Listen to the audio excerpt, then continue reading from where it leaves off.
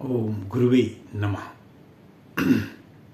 प्यारे हरिभक्तों, अब जो हम विषय ले रहे हैं वो हम ले रहे हैं अगर सूर्य कुंडली में तृतीय भाव में बैठ जाए, तीसरे स्थान पर बैठ जाए, यानी कुंडली की जो 12 भाव हैं अगर तीसरे भाव में सूर्य देव बैठे हों तो यह व्यक्ति के जीवन पर क्या प्रभाव डालता है, और यह अकेले सूर्य के बैठने के विषय में मैं आप लोगों के सम्मुख में ये बातें बता रहा हूँ। सबसे पहले तो आपको ये पता होना चाहिए कि सूर्य हमारे सामने प्रत्यक्ष देवता के रूप में हम लोगों को प्रातःकालीन दिखाई पड़ जाते हैं। ये उसी सूर्य देव के बारे में हम बता रहे हैं। अब सबसे पहले हम आपको ये बताते हैं कि सूर्य का जो अपना जो घर है, जो सूर्य जो मालिक है कुंडली के अंदर में, वो पंचम भाव का मालिक है। सूर्य उसका अपना घर है।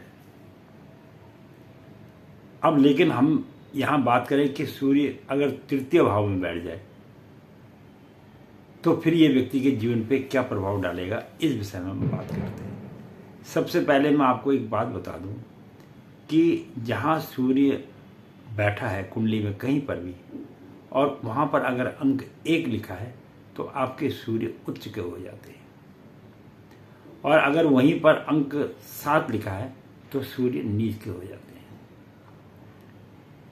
और उच्च के होने पे उनके शुभ फल प्राप्त होते हैं, नीच के होने पे उनके जो फल है वो अच्छे प्राप्त नहीं होते हैं, ऐसा ज्योतिष शास्त्र कहता है।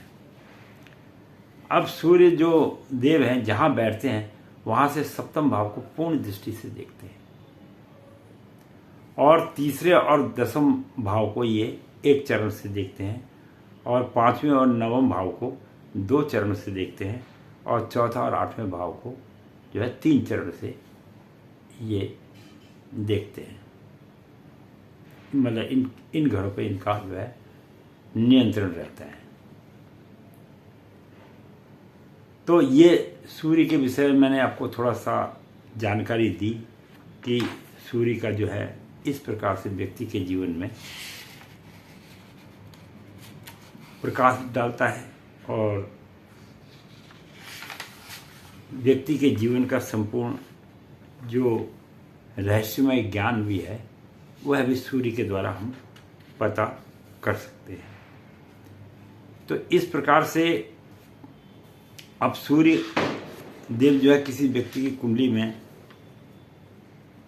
तृतीय भाव में बैठ जाते हैं तो फिर वह व्यक्ति के जीवन पर प्रभाव क्या डालेंगे, इस विषय में थोड़ा सा हम आपको प्रकाश डालते हैं। तो अब तीसरे भाव में जब सूर्य बैठ गए तो सबसे पहले ये करेंगे क्या, ये आपका जो घर है तीसरा भाव ये पराक्रम का भाव है। यहाँ से व्यक्ति के जीवन में वो किस प्रकार के पराक्रम करेगा उस विषय में संपूर्ण जानकारी होती है। यह सूर्य का अपना एक महत्व है। तो आदमी जो है इस स्थान पर बैठकर पराक्रमी रहता है।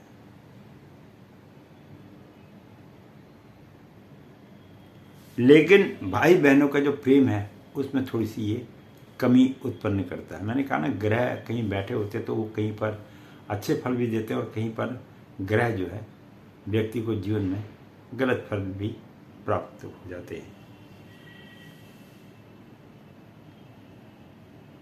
और माता के साथ जो तालमेल है उसमें भी उसकी कुछ कमी रहती है। जिसके तीसरे भाव में सूर्य बैठा हो तो माता के साथ तालमेल थोड़ा कम बैठ पाता है।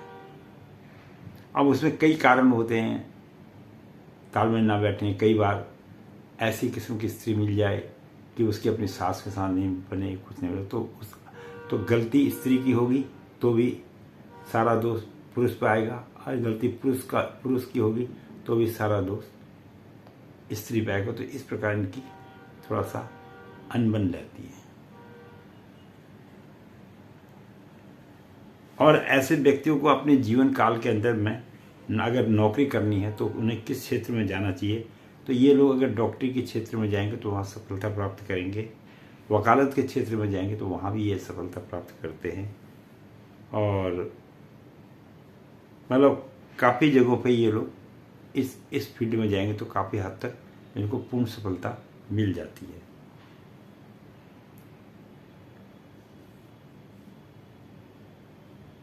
अच्छा, तीसरे भाव में अगर सूर्य बैठ जाए तो यह व्यक्ति को उसके जीवन में उसको स्वतंत्र बना देता है, तो किसी के प्राधीन नहीं रहने देता। ये भी तीसरे भाव के सूर्य का प्रभाव देखा गया है। और ऐसे व्यक्ति जो है अगर नौकरी भी करते हैं ऑफिस में, कहीं पर भी, किसी भी क्षेत्र में, तो ये किसी के दबाव में काम करने को पसंद नहीं करते। ये कहते हैं कि हम जो अपने हिसाब से कार्य कर रहे हैं वही कार्य उत्तम है, और हम किसी के दबाव में आके कार्य करना पसंद नहीं करते। ऐसा तृतीय भाव में बैठे हुए सूर्य के विषय में ज्योतिष शास्त्र कहता है। ये अकेले सूर्य के तृतीय भाव में बैठने का फल बता रहा हूँ, ना कि अन्य ग्रहों के साथ में। ये भी आपको समझ करना चाहिए। तो ये ऐसे व्यक्ति जब किसी की सुनते हैं तो फिर नौकरी में भी बाधा उत्पन्न कर देता है। व्यक्ति नौकरी करेगा लेकिन किसी की सुनेगा नहीं, तो वहाँ नौकरी में इसके लिए एक समस्या बन जाती है।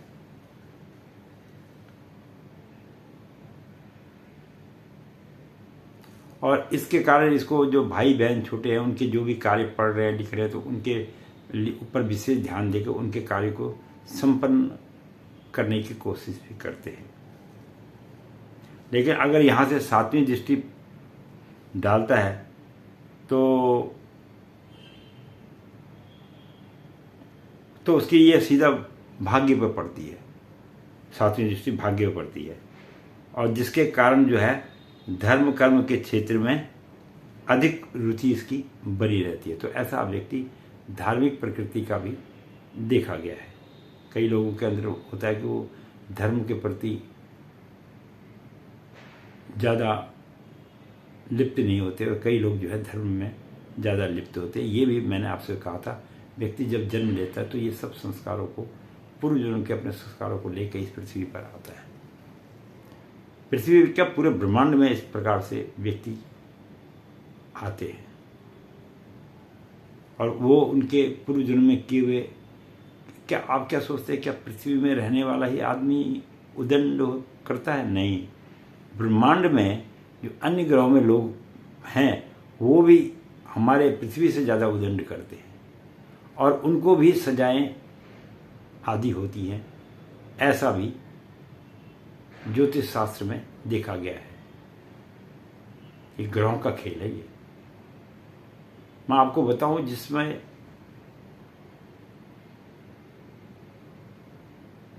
देवताओं और असुरों के बीच में जब लड़ाई हुई तो क्या वो लड़ाई इस पृथ्वी पर हुई?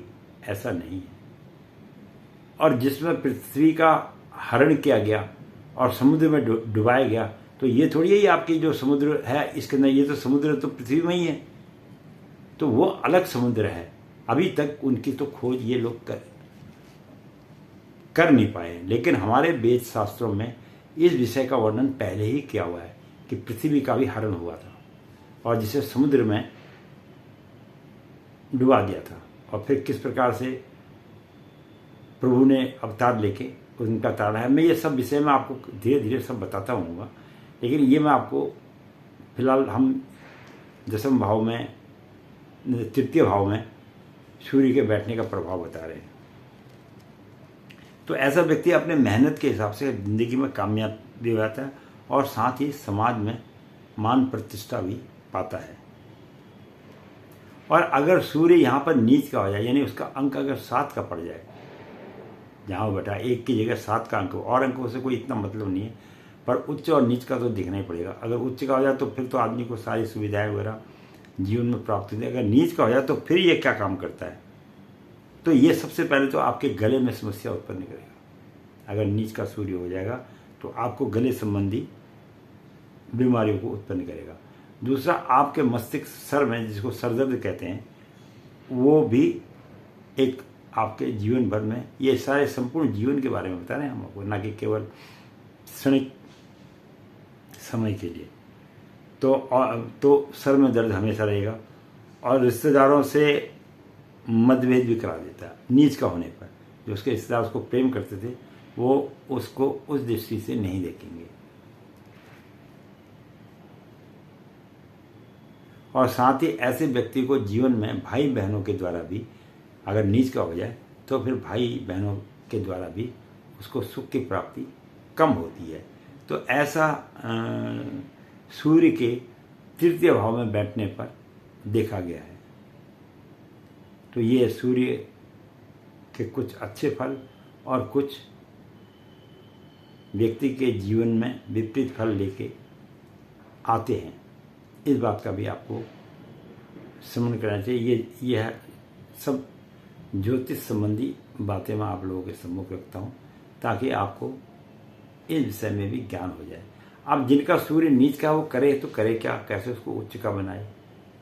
तो ऐसे व्यक्तियों को सूर्य की भगवान की आराधना करनी चाहिए, चाहे सूर्य के मंत्रों का जाप करके करे, चाहे कुछ भी करके करे, लेकिन उसको भगवान सूर्य की आराधना करते हैं। जिसका अंक जहाँ सूर्य बैठा वहाँ 7 हो तो सूर्य नीच के होते हैं। सूर्य नीच के होने पर अपने जीवन में अच्छा प्रभाव लाने के लिए आपको सुबह सूर्य के दर्शन अवश्य करने चाहिए।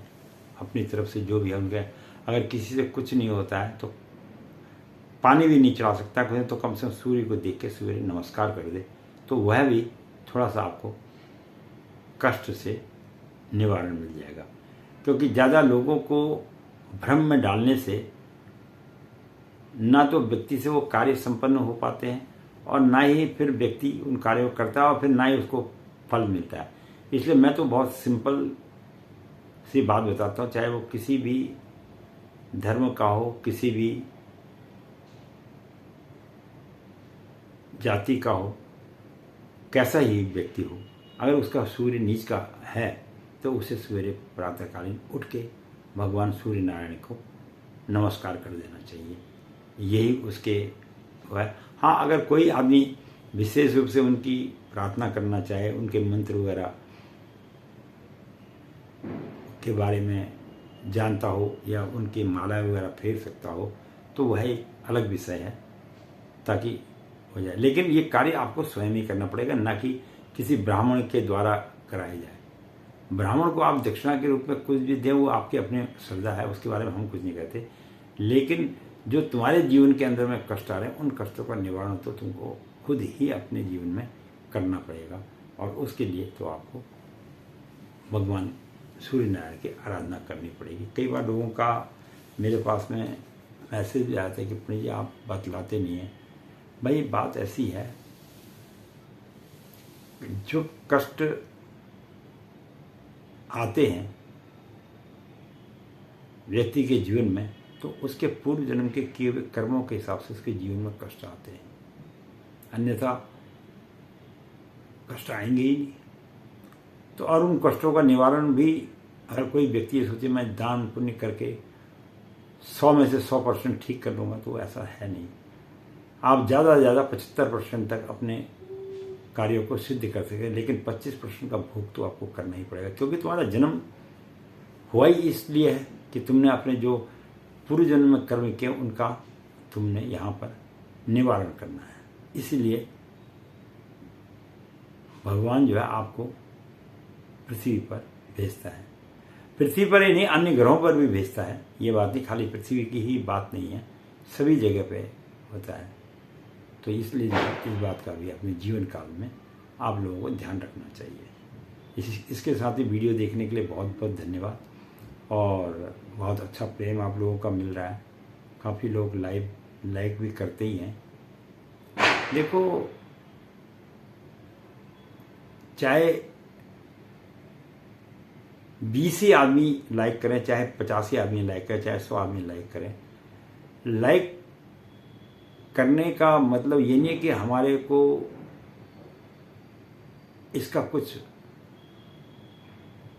प्राप्ति होगी। ये केवल यह है कि अगर प्रत्येक मनुष्य अपने जीवन काल में 10, 20, 100, 200, 400 आदमियों को भी अच्छे ज्ञान की प्राप्ति करा दे तो यह भी अपने में एक विशेष महान कार्य है। तो इसी में ही आदमी को प्रसन्न रहना चाहिए। इसके साथ ही मैं पंडित गिरीश्वरी अपनी वाणी को यहीं पर विश्राम दूंगा। अगले वीडियो में हम फिर आपको सूर्य देव के चतुर्थ भाव में बैठने के विषय में एक वीडियो देंगे ताकि आप चतुर्थ भाव के विषय में जान सकें। धन्यवाद।